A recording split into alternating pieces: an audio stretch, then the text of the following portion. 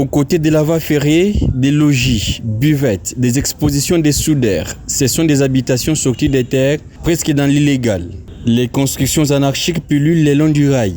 Traversant la cité Manika en commune portant les mêmes noms jusqu'au quartier désert, beaucoup de bâtisses sont érigées par des individus. Certaines sont seulement à quelques mètres du rail. Pour prévenir les accidents ferroviaires et les dangers que cela peut causer, Jean-Pierre Kalingamou Patayi, commissaire général des affaires foncières, urbanisme et habitat, était ce lundi sur la zone tampon pour constater un probable bouchage de la zone de visibilité de la SNCC. L'endroit qui serait violé est à la bifurcation entre la route et les rails. Là où il y a le rail et la route, il y a toujours ce qu'on appelle le passage à niveau.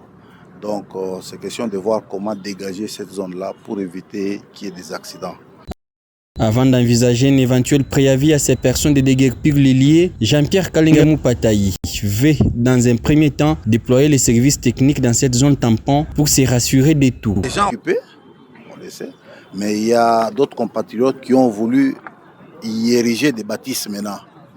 Là, ça devient des cas très spécifiques.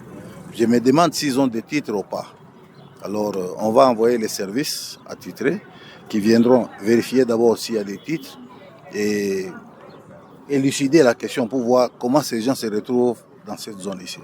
Jean-Pierre Kalingamou Patayi défend toute nouvelle construction à proximité d'une voie ferrée depuis son accession au commissariat général des affaires foncières, urbanisme et habitat. Il fait respecter les schémas d'aménagement et de développement de l'agglomération. La restriction vaut aussi pour les hôpitaux, les écoles, les lieux de culte et les résidences.